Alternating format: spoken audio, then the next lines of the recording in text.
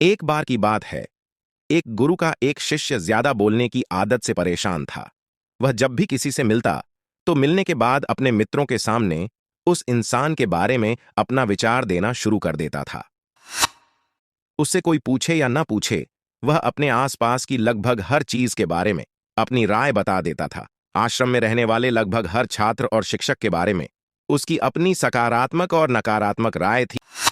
उस लड़के को भी पता था कि उसकी ज्यादा बोलने की आदत की वजह से कोई भी उसे पसंद नहीं करता।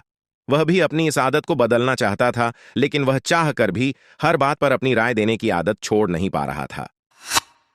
पर एक दिन वह अपने गुरु के पास गया और अपनी सारी समस्या गुरु को बताई। गुरु ने कहा, बेटे, इन 5 मौकों पर हर इंसान को अपना मुंह बंद रखना चाहिए। पहली स्थिति, जब तुम्हें लगे कोई तुम्हारे भावनाओं को तुम्हारे शब्दों से नहीं समझ सकता, उस समय तुम्हें चुप रहना चाहिए। अक्सर हम लोगों को अपनी दुख परेशानियां बताना शुरू कर देते हैं, जबकि हमारे आसपास रहने वाले ज्यादातर लोगों को इससे कोई मतलब नहीं कि हमारे जीवन में क्या गुजर रहा है। हर इंसान को केवल खुद से मतलब होता है। वह केवल खुद के बारे में बात करना चाहते हैं, वह केवल खुद की तारीफ सुनना चाहता है। उन्हें हमारे जीवन की परेशानियों से कोई मतलब नहीं और ना ही वह सुनना चाहते हैं। हो सकता है 1 या 2 बार वह तुम्हारी दुख भरी कहानी सुन भी ले, लेकिन उसके बाद तुमसे दूर भागना शुरू कर देंगे, क्योंकि कोई भी किसी दुखी और असहाय इंसान के साथ रहना पसंद नहीं करता। इसलिए कभी भी अपने कुछ करीबी मित्रों और परिवार वालों को छोड़कर किसी ऐसे इंसान को अपनी परेशानी ना बताएं जो तुम्हारे बातों को समझने के बजाय उनका मजाक बनाए या तुम्हारी मजबूरी का फायदा उठाए।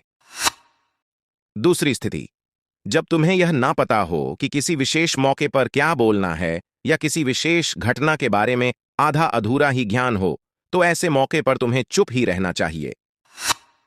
ऐसा इंसान जो आधा अधूरा ज्ञान होने के बाद भी उस विषय में बात करता है, वह अक्सर ही मजाक का पात्र बनता है और कोई भी ऐसे इंसान को कभी गंभीरता से नहीं लेता। अपनी बात प्रभावशाली तरीके से वही इंसान रख सकता है जिसे उस घटना या विषय के बारे में गहराई से जानकारी है। इसलिए कभी भी आधी अधूरी और इधर उधर से मिलने वाली जानकारी के आधार पर लोगों से अपनी बात मनवाने की कोशिश न करो। हालांकि दोस्तों, प्रभावशाली बातचीत करना और एक ऐसा इंसान बनना जिससे हर कोई बात करना चाहे, जिससे हर कोई सुनना चाहे, यह भी एक कला है जिसे हर इंसान सीख सकता है। आप भी सीख सकते हैं। तीसरी स्थिति, गुरु ने कहा, जब कोई इंसान तुम्हारे सामने किसी तीसरे इंसान की बुराई कर रहा हो, तब ऐसी परिस्थिति में तुम्हें चुप रहना चाहिए। तुम्हें कभी भी ऐसी नकारात्मक बातचीत का हिस्सा नहीं बनना चाहिए। क्योंकि आज जो इंसान तुम्हारे सामने किसी तीसरे इंसान की बुराई कर रहा हो, वही कल किसी और के सामने तुम्हारा भी बुराई करेगा। और इस बात की ज्यादा संभावना है कि आज तुमने अगर उसके हां में हां मिलाने के लिए तीसरे इंसान की जो बुराई की है, कल रिश्ते ठीक होने पर वो तीसरे इंसान से कहे कि तुमने उसके बारे में क्या क्या कहा था, तब आपकी क्या ही इज्जत रह जाएगी। विचार करो। इसीलिए जब भी कभी कोई किसी तीसरे इंसान की बुराई करे या उसके गलत समय का मजाक उड़ाए, तो तुम्हें बस उसकी बातें सुन लेनी है। आपको अपनी कोई भी राय वहां नहीं रखनी है। चौथी स्थिति, जब कोई तुम्हारे ऊपर गुस्सा करे और तुम्हें अपमानित करने की कोशिश करे, तब ऐसी परिस्थिति में तुम चुप रहकर सामने वाले के गुस्से को कम कर सकते हो और स्थिति को बिगड़ने से बचा सकते हो। क्योंकि क्रोध एक ऐसी मानसिक स्थिति है जो बुद्धि को हर लेती है। इस स्थिति में मनुष्य सोच विचार कर नहीं बोल पाता, जिस वजह अभद्र, अपशब्द व कड़वे वचन ही मुंह से निकलते हैं। जब तुम सामने वाले के क्रोध का जवाब क्रोध से ना देकर उस समय चुप रह जाते हो, तब यह बात उस क्रोध करने वाले इंसान के दिल में लगती है और गुस्सा कम होने पर उसे अपनी गलती पर पछतावा होता है। लेकिन तुम्हारा हर परिस्थिति में चुप रहना भी ठीक नहीं है। अगर कोई गलत कर रहा हो तो तुम्हें उसका जवाब भी देना है। हर बार तुम्हारा मौन रहना सामने वाले की गलत हरकतों व उद्दंडताओं को बढ़ावा देने जैसा होगा। लेकिन कुछ लोग ऐसे होते हैं जिन्हें हमारा चुप रहना उन्हें हमारी कमजोरी प्रतीत होती है। गुस्से के दौरान चुप रहने का यह तरीका केवल परिवार, सगे संबंधी और कुछ निकट मित्रों के लिए सही है, न कि हर इंसान के लिए। अगर तुम हर जगह चुप रहने लग गए तो इसका गलत फायदा उठाया जा सकता है।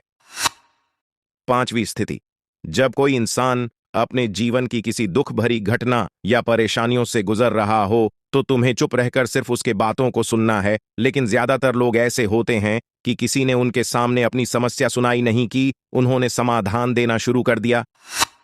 जबकि कोई इंसान अपना समझकर ही हमसे अपनी परेशानी साझा कर रहा होता है, न कि वो आपसे किसी सुझाव की उम्मीद से बता रहा होता है। वह बस ये चाहता है हम उसकी पूरी बात ध्यान से सुन लें। जब हम किसी की परेशानी को ध्यान से पूरा सुन लेते हैं तो उस इंसान को एक मानसिक व आत्मिक शांति मिलती है। उसे ऐसा लगता है कि चलो किसी ने तो मेरी बात को समझा। परेशानी के समय में किसी इंसान को सांत्वना देने का सबसे अच्छा तरीका है कि हम बस उस इंसान की पूरी बात को ध्यान से सुन लें। जब हम लोगों की बातों को बिना उन्हें बीच में रोके और बिना किसी सलाह दिए पूरे ध्यान से सुनते हैं तो उनकी नजरों में हमारे लिए सम्मान और स्नेह का भाव पैदा हो जाता है। इसलिए जब कोई अपनी परेशानी आपसे बताएं, बस उसकी बातों को ध्यान से सुन लेना और जब तक वह तुमसे सलाह ना मांगे तो उन्हें किसी भी प्रकार की सलाह नहीं देनी है। गुरु ने कहा, मेरी एक बात हमेशा याद रखना, जब तुम कम बोलते हो लोग तुम्हारे तरफ ज्यादा आकर्षित होते हैं कि तुम क्या हो और तुम क्या सोचते हो। शिष्य ने हाँ में सिर हिलाया।